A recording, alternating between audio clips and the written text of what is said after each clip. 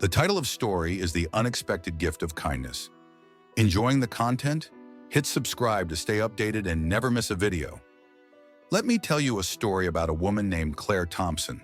Now, Claire wasn't someone who'd ever make a grand entrance, but her heart, her heart, was as big as the world. She lived in a small 2-bedroom apartment, tucked away on a quiet street, with her 7-year-old son, Jack. It was a humble life, one that often felt like it was hanging by a thread. The days were long, the struggles even longer, but Claire kept going, kept trying for Jack's sake. She managed to scrape together enough for the necessities, and on rare occasions, she would treat herself to something simple. A homemade meal, like the tomato soup she was making that evening. A rare treat. It was one of those meals that stretched just far enough to feed her and Jack, and as she stirred the pot, she felt a small sense of pride. At least they had each other. Now, as Claire stirred the soup, her mind wandered. It always did, especially at night. Jack, on the other hand, was content playing with his well-loved toy cars in the living room. His laughter echoed in the quiet apartment, a sweet reminder of what made all the hard work worth it. The wind howled outside, rattling the old windows that never quite seemed to close. Claire glanced toward the window, the faint glow of lights from across the street catching her eye. There, in a house that seemed too big for one person, lived Mrs. Eleanor Hadley. The old Victorian house across the street, with its faded grandeur and ivy-covered walls, had always intrigued Claire. She'd seen Eleanor around, a slow shuffle to the mailbox, an occasional wave as they passed. Eleanor, with her silver hair and quiet solitude, always seemed so alone. Claire could relate to that feeling, and it gnawed at her heart. And that's when it happened. Something stirred inside Claire, a sense of connection maybe, or just the simple realization that kindness could go a long way. You see, Claire's own mother used to tell her, "Kindness costs nothing, but it gives back everything." It had been years since Claire heard her mother's voice, but the memory of that saying came back to her that night. So, as Jack tucked into his soup, Claire made a decision. She would visit Eleanor. There was no grand plan, no deep thinking, just a simple desire to reach out. She gathered the soup and a loaf of freshly baked bread, bundled up in her coat, and kissed Jack on the top of his head. "I'll be right back, sweetheart. Stay inside and keep the door locked." Now let me tell you, dear listeners, Claire's steps weren't light as she trudged through the snow-covered street to Eleanor's door. She hesitated, second-guessing herself. But there she was, standing in front of that old house. The wind was biting, but she raised her hand and knocked. The sound echoed in the stillness, and for a moment, there was no response. And then, the faint shuffle of footsteps. The door creaked open. Eleanor stood there, her silver hair pulled back into a loose bun, her sharp blue eyes studying Claire. "Good evening, Mrs. Hadley," Claire said, her breath forming clouds in the frosty air. "I'm Claire, from across the street. I made some soup and thought you might like some." The surprise on Eleanor's face softened into a faint smile, and her voice, though low and gravelly, was warm. "That's kind of you, dear. Come in before you freeze." The inside of Eleanor's home was quiet. It was tidy but sparsely furnished, with a chill in the air that hinted at the fact that the heat wasn't often turned on. A faint scent of lavender lingered, and framed photos of family lined the walls. Claire placed the soup and bread on the small dining table, noticing that there wasn't much else on it, just a single, well-worn placemat. "I hope you like tomato soup," Claire said, her voice uncertain, trying to fill the silence. Eleanor nodded, sitting down carefully. "It's been a long time since anyone brought me a home-cooked meal," she said softly. "Thank you." And for the next little while, the two women sat together in the quiet, talking. Small talk at first, but slowly the conversation turned to deeper things. Eleanor spoke of her late husband, Henry, and how the neighborhood had changed since she first moved in. Claire, too, shared a bit about her life, about Jack, about the challenges of being a single mother. She didn't say much about the struggles, about how hard it was to make ends meet, how she often felt like she was barely holding it all together. But Eleanor, with her keen eyes, seemed to pick up on the unsaid things.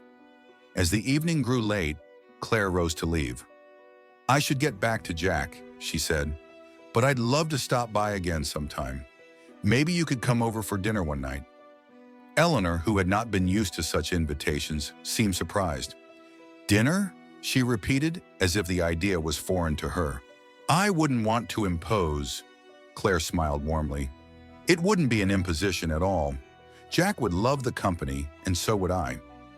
Eleanor hesitated, but after a moment, she nodded. "That would be lovely. Thank you."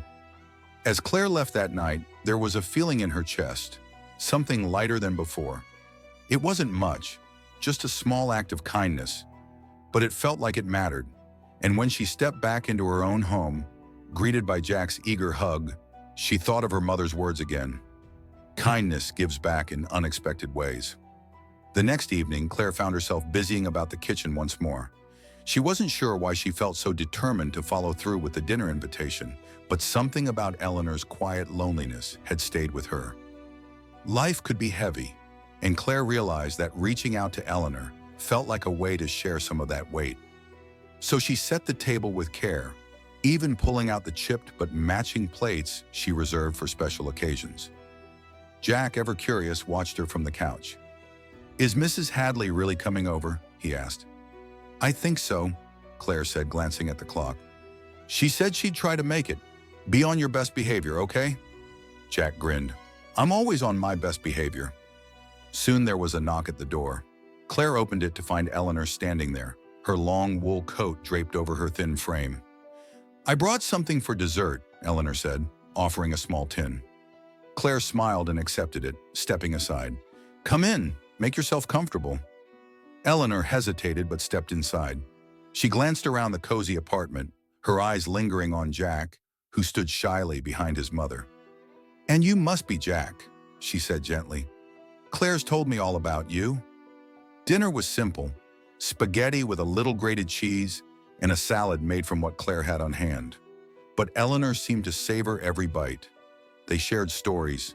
Eleanor spoke of her days as a teacher, of her late husband Henry, of her love for literature. Jack, who usually fidgeted through meals, sat still, listening intently to Eleanor's stories. When it was time for Eleanor to leave, Claire walked her to the door. "Thank you for coming," she said, her heart full. "It was really nice having you here." Eleanor smiled faintly. "It was nice to be here. Thank you for inviting me." And as Claire watched Eleanor walk back across the snowy street, a shift had occurred. The evening had been simple, yes, but there was something profound in it. A reminder that small acts of kindness could lead to something much bigger. Over the next weeks, Eleanor became a regular presence in their lives. They shared meals, alternating between Claire's apartment and Eleanor's home. Jack grew especially fond of her, and she seemed to enjoy his company just as much. Eleanor, once isolated and quiet, now had a sparkle in her eye. She laughed more, and her conversations became livelier. Claire couldn't help but feel that they had brought something back into Eleanor's life, something she thought had been lost. One afternoon over tea at Eleanor's house, Claire placed her hand on Eleanor's, and for the first time, it hit her. Eleanor had become family.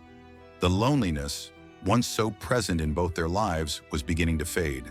Their connection was simple, yes, but it was real. And so life went on, each day a little brighter, a little easier, with the bond between Claire, Jack, and Eleanor growing stronger.